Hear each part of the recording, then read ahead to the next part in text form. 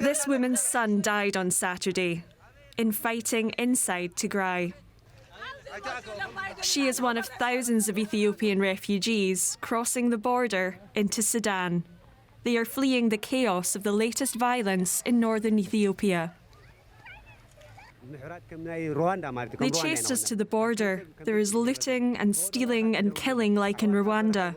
On the streets, people haven't eaten in 3 or 4 days. I don't know where my kids are. The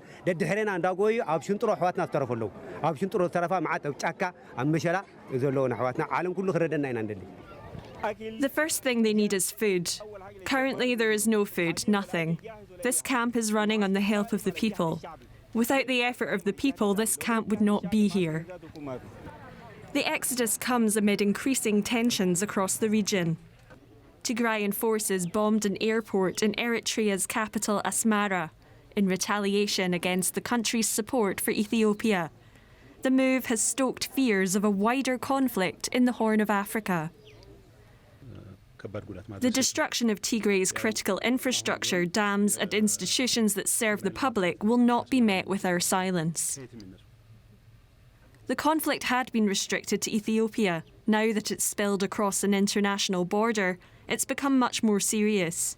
It's feared the violence could spiral into a protracted and bloody civil war and destabilise the entire region. Let's go straight to the Ethiopian capital, Addis Ababa, where journalist Samuel Getachew is following these events for us. Samuel, good to have you with us again. We're receiving reports of fresh violence in Ethiopia. What's the latest? Well, the recent violence happened in the western part of Ethiopia, a bit far from the state of Tigray.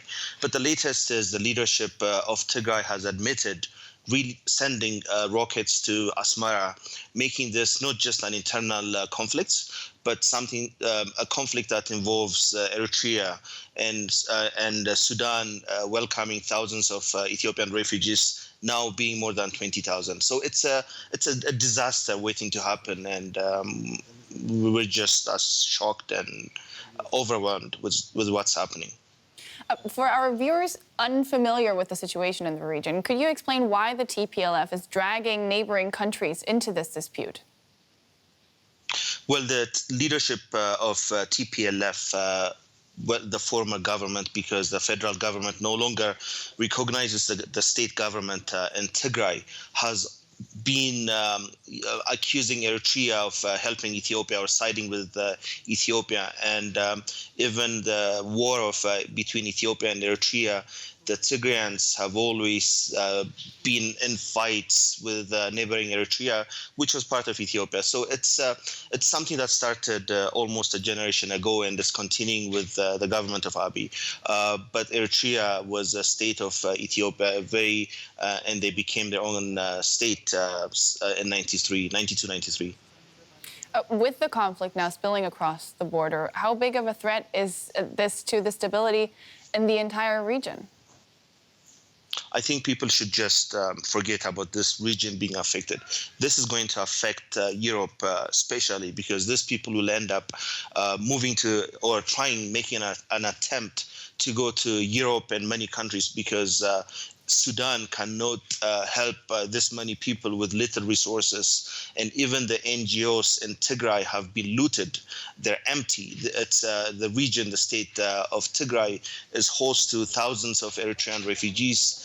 Now, with having no NGOs functioning properly, NGOs can't even transport the most basic food to the region because of the conflicts. So it's just a catch-22, and it's just a disaster waiting to happen.